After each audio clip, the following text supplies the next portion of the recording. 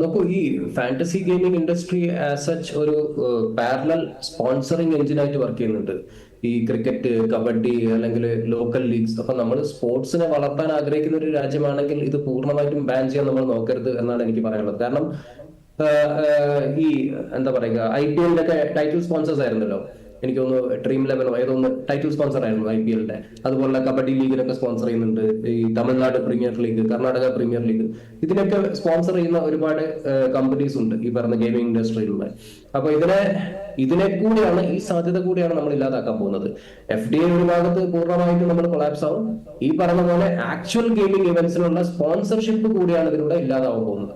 അപ്പൊ ഒരു ബാൻ കൊണ്ടുവന്നാൽ ഉണ്ടാവാൻ പോകുന്ന നഷ്ടം നമുക്കൊരു പക്ഷേ അല്ലെങ്കിൽ FTA കട്ട് ഓഫ് ആവും, അല്ലെങ്കിൽ ഇവിടെയുള്ള ഇൻവെസ്റ്റ്മെന്റ് പൊട്ടൻഷ്യൽ പൂർണ്ണമായിട്ടും ഇല്ലാതാവും, അല്ലെങ്കിൽ അതിൽ നിന്നുള്ള GST കളക്ഷൻ ടോട്ടലി ഇല്ലാതാവും എന്നതിനപ്പുറത്തേക്ക് ഈ ഗെയിമിംഗ് പ്ലാറ്റ്ഫോംസ് എല്ലാം തന്നെ ആക്ച്വൽ ഒരു റിയൽ വേൾഡ് ഗെയിംസിനെ കൂടെ സപ്പോർട്ട് ചെയ്യുന്ന അല്ലെങ്കിൽ അതിനെ കൂടെ സ്പോൺസർ ചെയ്യുന്ന പ്ലാറ്റ്ഫോംസ് ആണ്. അപ്പം അതുകൂടിയാണ് നമ്മൾ ടോട്ടലി കട്ട് ഓഫ് ചെയ്യുന്നത്. അപ്പൊ നമ്മുടെ ടോട്ടൽ ഗെയിമിംഗ് എന്ന് പറഞ്ഞാൽ സ്പോർട്സ് എന്ന് പറയുന്ന സെക്ടറിനെ കൂടെ സപ്പോർട്ട് ചെയ്യാൻ, അതിനൊരു പുഷ് കൊടുക്കാൻ സാധിക്കുന്ന ഒരു മേഖലയാണ് ഈ ഓൺലൈൻ ഗെയിമിംഗ് ഇൻഡസ്ട്രി. അപ്പൊ അവരെ പൂർണ്ണമായിട്ടും ഇല്ലാതാക്കുകയല്ല വേണ്ടത്.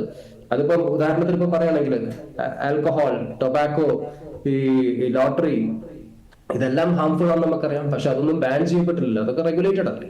അപ്പൊ ഈ ഗെയിമിംഗ് ഇൻഡസ്ട്രി മാത്രം സിംഗിൾ ഔട്ട് ചെയ്തിട്ട് അതിനെ ബാൻ ചെയ്യേണ്ട ആവശ്യമുണ്ടോ എന്ന് എനിക്കറിയില്ല. അപ്പൊ ഞാൻ ഉദാഹരണത്തിന് പറയുകയാണെങ്കിൽ കുറച്ചു കാലം മുന്നേ ഒരു ആപ്പ് ഉണ്ടായിരുന്നു, ഒരു MiG-33 എന്ന് പറഞ്ഞിട്ട്.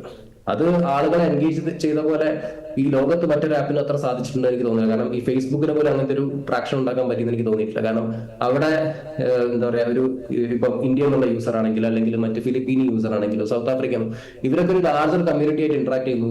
അവിടെ പല ഗിഫ്റ്റിംഗ് മെക്കാനിസംസ് ഉണ്ട്, അതിനുള്ളിൽ തന്നെ പല ഗെയിംസ് ഉണ്ട്. ആ ഗെയിംസ് കളിച്ചാൽ നിങ്ങൾക്ക് റിവാർഡ്സ് കിട്ടും. ആ റിവാർഡ്സ് നിങ്ങൾക്ക് വേണമെങ്കിൽ എൻകാഷ് ചെയ്യാൻ പറ്റും. പിന്നീട് ഒരു പോയിന്റിന് ശേഷം ആ എൻകാഷ്മെന്റ് ഓപ്ഷൻ അവർ ഇല്ലാതാക്കി. സോ അങ്ങനെയുള്ള ആപ്ലിക്കേഷൻസ് എല്ലാ കാലത്തും ഇതിലൂടെ ഉണ്ടായിട്ടുണ്ട്. ഇപ്പൊ ഡയറക്റ്റ് ഗെയിമിംഗ് ഫോർമാറ്റിൽ വന്നു എന്നേ ഉള്ളൂ. മറ്റത് കുറച്ചുകൂടി ഒരു ഇൻസ്റ്റന്റ് മെസ്സഞ്ചർ ഫോർമാറ്റിലായിരുന്നു. ഇപ്പൊ ഇതൊരു ഗെയിമിംഗ് ഫോർമാറ്റിലേക്ക് മാറിയിട്ട് ഒരു ഗെയിമിംഗ് എന്താ പറയുക, ഡയറക്റ്റ് ഈ പറഞ്ഞ പോലെ സ്കിൽ ബേസ്ഡ് ഗെയിംസ് ആണ്. പക്ഷെ അതൊരു റിവാർഡ് മെക്കാനിസം ആണ് ഇവിടെ പ്രശ്നമായി മാറുന്നത്. അപ്പം ഇതിനെ കൂടുതലും റെഗുലേറ്റ് ചെയ്യാൻ നോക്കുക. കാരണം ഈ ഒരു ഇൻഡസ്ട്രിയുമായിട്ട് അസോസിയേറ്റഡ് ആയിട്ടുള്ള ഇതൊരു കംപ്ലീറ്റ് എക്കോസിസ്റ്റം ആണ്. അപ്പൊ ആ എക്കോസിസ്റ്റം ആണ് തകർന്നു പോവുക. ഈ ബില്ല് കൊണ്ടുവന്നിട്ട് നമ്മൾ ഈ പൂർണ്ണമായിട്ടൊരു ബാൻ കൊണ്ടുവന്നാൽ ഇതുമായി കണക്ട് ആയിട്ടുള്ള ഒരു വലിയ എക്കോസിസ്റ്റം ഉണ്ട്, അതില്ലാതായി പോകും. അപ്പൊ അതില്ലാതാവാൻ നമ്മൾ നോക്കരുത് എന്നേ എനിക്ക് ഈ ഒരു അവസരത്തിൽ പറയാനുള്ളത്. കാരണം ഇതിന് ഒരുപാട് ടെക് പൊട്ടൻഷ്യലും ഉണ്ട്. പറയുന്ന പോലെ ഒരുപാട് ഇൻവെസ്റ്റ്മെന്റ്സ് കൊണ്ടുവരാൻ സാധിക്കുക, ഒരുപാട് ജോബ് ക്രിയേഷൻ മേഖലയിൽ ഇപ്പം കൂടുതലും AI ഒക്കെ വന്നതുകൊണ്ട് തന്നെ അതിന്റെ ടെക് പോസിബിലിറ്റീസ് വളരെ വലുതാണ്. അപ്പൊ ആ ഒരു സ്പേസ്, അതായത് ജോബ് ക്രിയേഷന്റെ സ്പേസ് പോലും നമ്മൾ ഇല്ലാതാക്കുകയാണ് ചെയ്തത് ഇങ്ങനെ കംപ്ലീറ്റ് ബാൻ കൊണ്ടുവന്നിട്ട്. പല കാര്യങ്ങളും നമുക്ക് റെഗുലേറ്റ് ചെയ്യാൻ പറ്റുന്നുണ്ട്. അപ്പൊ അതുപോലെ തന്നെ ഗെയിമിംഗ് ഇൻഡസ്ട്രിയും റെഗുലേറ്റ് ചെയ്യാൻ സാധിക്കണം.